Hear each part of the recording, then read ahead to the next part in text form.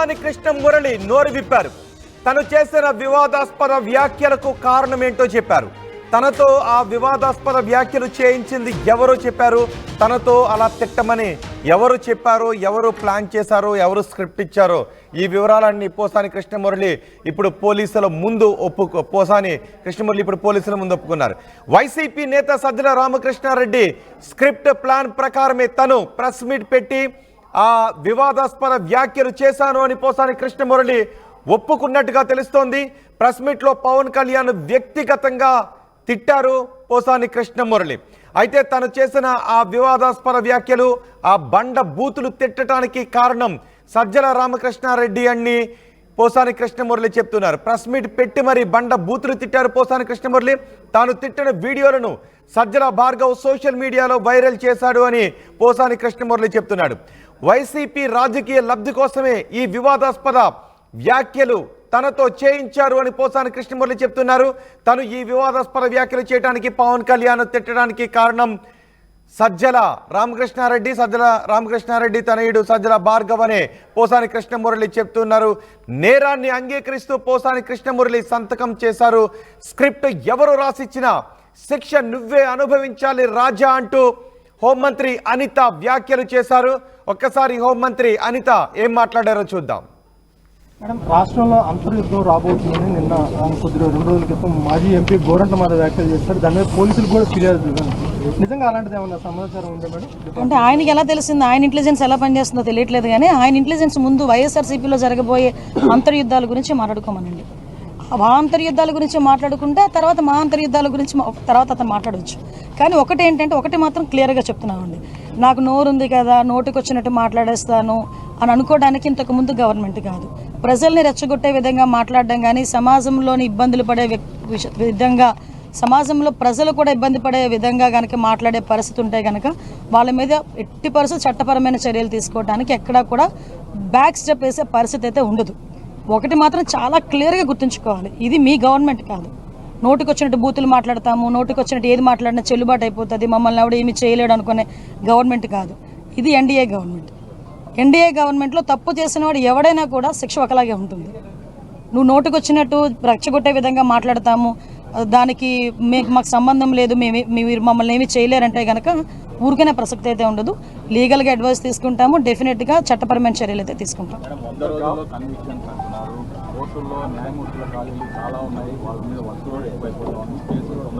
Yes అండి, దాని గురించేనే రీసెంట్గా గౌరవ చంద్రబాబు నాయుడు గారితో ఒక మీటింగ్ కూడా ఏర్పాటు చేసుకోవడం జరిగిందండి. పీపీలు, ఏపీపీలు మొత్తం అన్ని కూడా మేము అన్ని ఫిల్ చేసుకోవడం ఒక ఎత్తు అయితే, ఈ ప్రాసిక్యూషన్కి సంబంధించి ఎవిడెన్స్ సబ్మిట్ చేయడంలో ఫోరెన్సిక్ డిపార్ట్మెంట్ కూడా లేట్ చేయకుండా వితిన్ 5 డేస్లోనే ఫోరెన్సిక్ రిపోర్ట్ ఇవ్వడానికి కానీ, డాక్టర్స్ దగ్గర నుంచి వూండ్ సర్టిఫికేట్స్ రావడం కానీ, ఇవన్నీ కూడా మేము టార్గెట్ పెట్టుకున్నామండి. ఈరోజు 100 రోజుల్లో కన్విక్షన్ పడాలి అని మేము టార్గెట్ పెట్టుకున్నాం. ఆ టార్గెట్ ఫుల్ఫిల్ అవ్వడానికి మా ఇన్ఫ్రాస్ట్రక్చర్ మేము డెవలప్ చేసుకుంటున్నాం. At the same time legal టీమ్ని కూడా మేము కొంచెం స్ట్రెంథెన్ చేసుకునే పరిస్థితుల్లో మేము ఈరోజు ఉన్నాం. మేడం, పోసాన్ ఎపిసోడ్ ఏంటి మేడం? ఇప్పటికే చాలా చోట్ల కూడా కేసులు నమోదైనాయి కదా. చదివానని చెప్తున్నారు, దాని గురించి అంటే స్క్రిప్ట్ ఎవరిది చదివినా శిక్ష అయితే అతనికే కదా పడుతుంది. అనుభవించే రాజు ఆయనే కదా, అది వేరే కదా. అది ఏదైనా చదవచ్చు, కానీ అనుభవించే రాజు ఆయనే కదా అవుతున్నాడు. ఓకేనండి, నేను ఒకటి అడుగుతున్నానండి మిమ్మల్ని, డైరెక్ట్ క్వశ్చన్.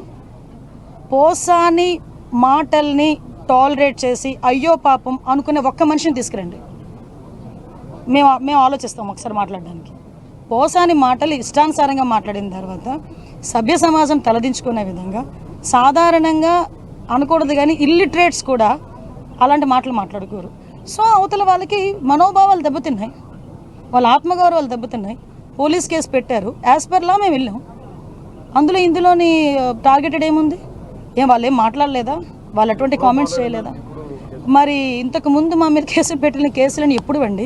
చంద్రబాబు నాయుడు గారికి మీద కేసు పెట్టారు కదా, అది ఎప్పుడు? అది 53 రోజులు తైల్లో పెట్టారు చంద్రబాబు నాయుడు గారిని తీసుకెళ్ళి ఆ రోజు. అంటే ఒకటి ఎప్పుడు కాదు, మాకు కేసు వచ్చింది, మేము యాక్షన్ తీసుకోవాలి. డెఫినెట్గా తీసుకుంటాం.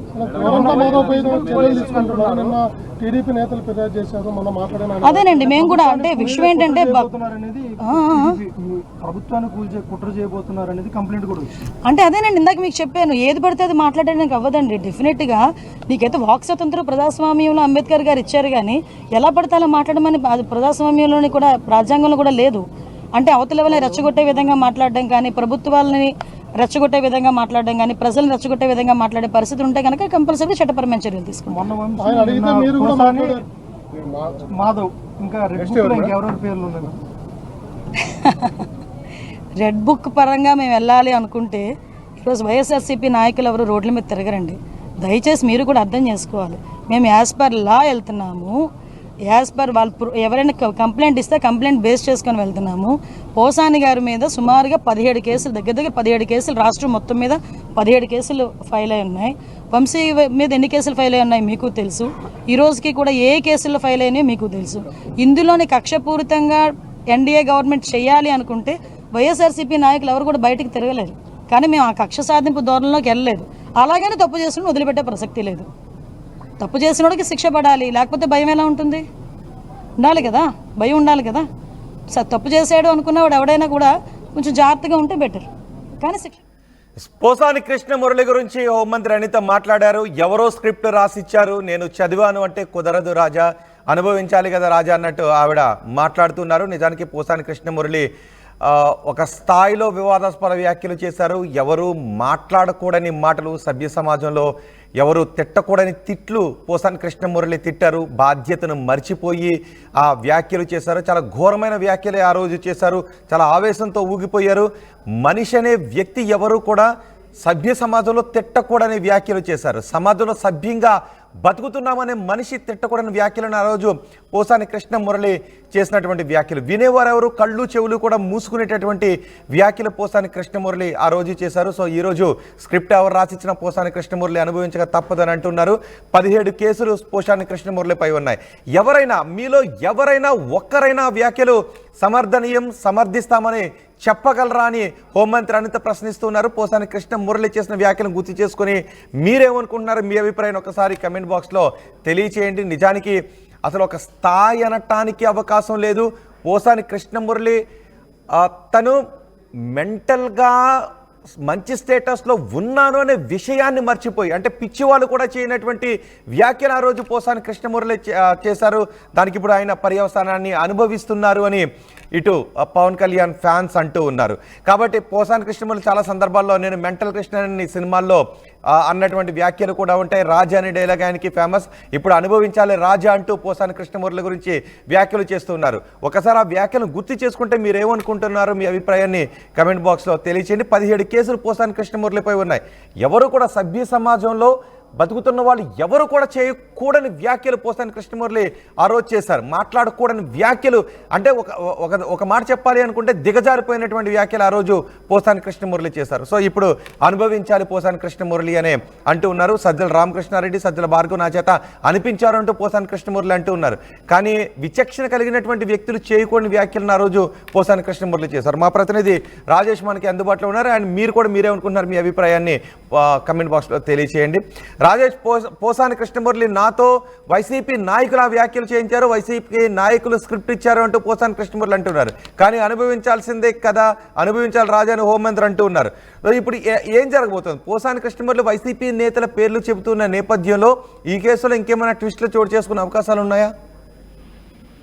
ఖచ్చితంగా ఇప్పుడు పోసాని ఇచ్చినటువంటి స్టేట్మెంట్ ఏదైతే ఉందో అది ఖచ్చితంగా ఒక సంచలనమైన స్టేట్మెంట్ గానే చూడాలి. ఎందుకంటే తాను వెనకాల కేవలం తన సూత్రధారినే పాత్రధారినే సూత్రధారినంతా వెనకాల ఉన్నారంటూ సజ్జల రామకృష్ణారెడ్డి, సజ్జల భార్గవ్ పేర్లు చెప్పినటువంటి పోసాని కృష్ణమురళి ఇప్పుడు నెక్స్ట్ ఎవరి పేర్లు విప్పుతారనే ఒక ఉత్కంఠ అయితే నెలకొందని చెప్పాలి. పూర్తిగా రిమాండ్లు ఉన్నారు, కస్టడీ కూడా పోలీసులు కోరే అవకాశం ఉన్న నేపథ్యంలో ఇప్పుడు పోసాని కృష్ణమురళి ఎవరి పేర్లు చెప్తారు, ఏం జరిగిందనే మొత్తం వివరాలు బయటికి చెప్పే అవకాశం కనబడుతుంది. నేరం కూడా అంగీకరిస్తారు, సంతకం పెట్టారు కాబట్టి ఈ కేసులో కీలక మలుపు తిరిగే అవకాశం కనబడుతుంది. పూర్తిగా తాను తిట్టినటువంటి బూతులు కానీ తాను మాట్లాడిన మాటలన్నీ సజ్జల రామకృష్ణారెడ్డి ఇచ్చిన స్క్రిప్ట్ ని ప్లాన్ ప్రకారమే తాను చేశానంటూ చెప్పడం, తర్వాత దాన్ని ఆ వీడియోలన్నిటి కూడా అప్పుడు వైసీపీ సోషల్ మీడియా ఇన్ఛార్జ్ గా ఉన్నటువంటి సజ్జల భార్గవ రెడ్డి ఆ వీడియోని కట్ చేసి సోషల్ మీడియాలో చెప్పడం వల్ల తాను డీఫేమ్ అయ్యానని కూడా కొంత పోసాని కృష్ణమూర్తి అయితే పోలీసులకు అయితే చెప్పడం జరిగింది. ప్రస్తుతానికి అయితే ఈ స్టేట్మెంట్ అనేది కీలకంగా మారింది. ఈ స్టేట్మెంట్ ఆధారంగా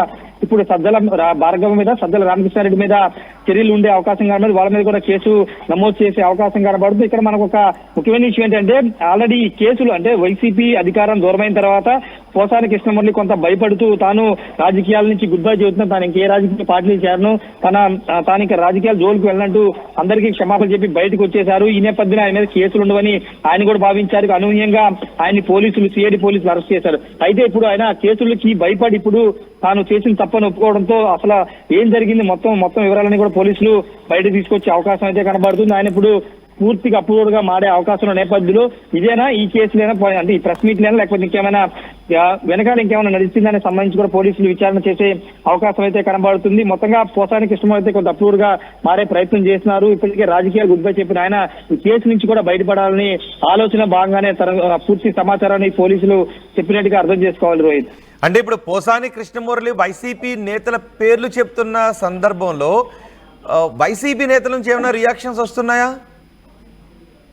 అంటే వైసీపీ నేతలు ఇప్పటి వరకు రియాక్ట్ అవ్వలేదు. పోసానికి అండగా ఉంటామని మాత్రం చెప్తున్నారు. కానీ ఈ రోజు ఆయన ఇచ్చినటువంటి స్టేట్మెంట్ సజ్జల రామకృష్ణారెడ్డి చెప్పడం వల్లే ఆయన ఇచ్చిన స్క్రిప్ట్ ని తాను చదివారని తప్పితే తనకు వ్యక్తిగతంగా ఎవరి మీద కోపం లేదంటే ఆయన చెప్పుకొచ్చిన నేపథ్యంలో ఇప్పుడు వైసీపీ ఇదేమైనా కుట్రాన్ని వాళ్ళు కూడా ఆరోపణలు చేసే అవకాశం ఉంది. కానీ ప్రస్తుతానికి అయితే ఎవరు కూడా రియాక్ట్ అవ్వలేదు. మరోవైపు జగన్ మాత్రం ఆయన భార్యకి ఫోన్ చేసి పరామర్శించారు. పార్టీ పరంగా లీగల్ గా అన్ని విధాలా అండగా ఉంటామని మాత్రమే ఒక భరోసా మాత్రం కల్పించారు రోహిత్. ఓకే, పోసాని కృష్ణమురళి ఇప్పుడు తను ఎవరో చెబితే చేశాను అని కన్ఫెషన్ స్టేట్మెంట్ ఇచ్చిన నేపథ్యంలో నెక్స్ట్ ఏం జరిగే అవకాశం ఉంది? అంటే పోసాని కృష్ణమురళి వైపు కొంత తీవ్రత తగ్గే అవకాశం ఉందా, లేదంటే పోసాని కృష్ణమురళి దీనికి పర్యవసానాన్ని అనుభవించాల్సిందేనా? అదే చెప్తున్నారు, హోంమంత్రి కూడా అదే చెప్తున్నారు. ఎవరో రాసిచ్చిన స్క్రిప్ట్ నువ్వు చదివినా నువ్వే శిక్ష అనుభవించాలంటూ ఆమె స్పష్టంగా ఇంతకుముందు మాట్లాడుతూ చెప్పారు. కాబట్టి ఖచ్చితంగా ఆయన వెనకాల ఎవరున్నారనేది కాదు, ఇది పూర్తిగా వీడియో ఎవిడెన్స్ కూడా ఉన్నాయి కాబట్టి ఆయన చేసిన బూతులు అన్ని ఎవిడెన్స్ ఉన్నాయి కాబట్టి ఖచ్చితంగా పోసాని కృష్ణమురళి మీదే ఈ ఎఫెక్ట్ పడే అవకాశం కనబడుతుంది. అయితే ఆయన ఇచ్చిన స్టేట్మెంట్ ఆధారంగా ఫర్దర్ గా ఈ వెనకాల నుండి ఒక ప్రమోటింగ్ చేయడం కూడా తప్పే కాబట్టి ఆ నేరం కింద కూడా సజ్జల రామకృష్ణారెడ్డిని అరెస్ట్ చేసే అవకాశం ఉంది, కేసు నమోదు చేసే అవకాశం కూడా ఉంది. రైట్ రాజేష్, వివాదాస్పద వ్యాఖ్యలపై పోసాని కృష్ణమురళి నోరు విప్పారు. ఆయన ఆ రోజు ప్రెస్ మీట్లో అంత దారుణంగా తిట్టడానికి కారణం వైసీపీ నేతలని చెప్తున్నారు. అది న్యూట్రల్గా ఉన్న చాలామంది చెప్తున్నారు. ప్రభుత్వాలు మారుతూ ఉంటాయి, రాజకీయాల్లో ఏమైనా జరుగుతూ ఉంటాయి కాబట్టి అవకాశం వచ్చినప్పుడు సంయమనాన్ని పాటించాలి. కానీ రెచ్చిపోయి వ్యాఖ్యలు చేయడం ద్వారా తదనంతరం చోటు చేసుకునే పరిణామాలకు బాధ్యత వహించాలి. కాబట్టి ఈరోజు పార్టీలు మారుతూనే ఉంటుంటాయి, రాజకీయాలు మారుతూనే ఉంటుంటాయి. ప్రభుత్వంలోకి ఇవాళ ఒకరు ఉండొచ్చు, రేపు ఒకరు ఉండొచ్చు, ఎల్లుండి ఇంకొకరు ఉండొచ్చు. కాబట్టి ఇలాంటి వ్యాఖ్యలు చేసే సమయంలో పర్యవసానాలను, తదుపరి భవిష్యత్తులో చోటు చేసుకునే పర్యవసానాన్ని ఆలోచించాలి అని చాలామంది విశ్లేషకులు చెబుతూ ఉన్నారు. ఏదైనా కూడా తిట్టడం అనేది, బూతులు తిట్టడం అనేది దిగజారుడు తనాన్ని చూపిస్తుంటుంది. కాబట్టి బూతులు తిట్టడం ఎవరైనా కూడా, ఏ రాజకీయ నాయకులైనా కూడా సహేతుకమైనటువంటి విమర్శలు చేసుకుంటేనే బాగుంటుంది తప్ప హద్దు దాటి బూతులు తిట్టడం అనేది తప్పుడు విధానం. దానికి ఎవరో ప్రోత్సహించారు, ఎవరో చేశాను, ఎవరో అంటే చెప్పాను, ఎవరో స్క్రిప్ట్ ఇస్తే చదివాను అనటానికి ఇది సినిమాల్లో డైలాగులు కాదు. కాబట్టి పర్యవసానాలు ఏ విధంగా ఉంటాయి, మనం మాట్లాడే భాష ఏంటి, మనం మాట్లాడే మాట పార్లమెంటరీ లాంగ్వేజ్ వాడుతూ ఉన్నామా, లేదంటే సమాజం అసహించుకునేటటువంటి లాంగ్వేజ్ వాడుతున్నామని ప్రతి రాజకీయ నాయకులు కూడా తెలుసుకోవాల్సినటువంటి విషయమే. ఏ రాజకీయ పార్టీకి సపోర్టర్స్గా ఉన్నప్పటికీ కూడా అలాంటి వ్యాఖ్యలు చేయడం, వ్యక్తిగత విమర్శలు చేయడం, మహిళల గురించి విమర్శలు చేయడం అనేది ఎప్పుడు కూడా తప్పే, ఏ పార్టీ నేతలైనప్పటికీ కూడా. సో ఇప్పుడు పోసాని కృష్ణమురళి, రేపు ఇంకెవరైనా కావచ్చు. సో ఈరోజు ఎవరినైనా ఒక హద్దు దాటి సమాజం హర్షించని మాటలు మాట్లాడేటప్పుడు వాటిని దృష్టిలో పెట్టుకుని మాట్లాడటం మంచిది. ఎందుకంటే మనం మాట్లాడే మాటలు మిగిలిన వాళ్ళు వింటూ ఉంటారు, చిన్నపిల్లలు కూడా వింటూ ఉంటారు. కాబట్టి ఒక బూతులు మాట్లాడేటప్పుడు, అవతల వాళ్ళ క్యారెక్టర్ గురించి మాట్లాడేటప్పుడు, ఒకరిని వ్యక్తిత్వ హననానికి మాట్లాడే మాటలు మనం మాట్లాడేటప్పుడు పర్యవసానాలు ఎలా ఉంటాయని మాట్లాడటమే మంచిది. కాబట్టి సెలబ్రిటీలుగా ఉన్న వాళ్ళు కావచ్చు, రాజకీయ నాయకులుగా ఉన్న వాళ్ళు కావచ్చు, కొంతమందికి ఆదర్శంగా ఉండాలి తప్ప వివాదాస్పద వ్యాఖ్యలు చేయడం, బూతులు తిట్టడం, ఎదుటి వాళ్ళని మానసిక హింసకు గురి చేసే విధంగా మాట్లాడటం అనేది తప్పే. సో ఇప్పుడు పోసాని కృష్ణమూర్తి ఆ రోజు మాట్లాడింది ఖచ్చితంగా తప్పే. ఈ రోజు ఇంకెవరైనా మాట్లాడినా కూడా అది తప్పే అవుతుంది. కాబట్టి అలాంటి మాటలు మాట్లాడేటప్పుడు 1కి 10 సార్లు ఆలోచించుకోండి. సమాజం పైన దాని ఎఫెక్ట్ పడుతుంది. ఆ తర్వాత మీ జీవితాలపై కూడా ఎఫెక్ట్ పడే అవకాశం ఉంది. చూద్దాం మరి పోసాని కృష్ణమురళి ఇప్పుడు కన్ఫెషన్ స్టేట్మెంట్ ఇచ్చారు. దాని పర్యవసానాలు భవిష్యత్తులో ఏ విధంగా ఉంటాయి అనేది. సో మీరేమనుకుంటున్నారు ఈ పరిణామాల గురించి? మీ అభిప్రాయం కామెంట్ బాక్స్లో తెలియజేయండి. ఆర్టీవీ యాప్ వార్తల్ని క్షణాల్లో చదివే అవకాశం ఉంటుంది. ఒక న్యూస్ పేపర్, ఒక టెలివిజన్ ఛానల్ మీ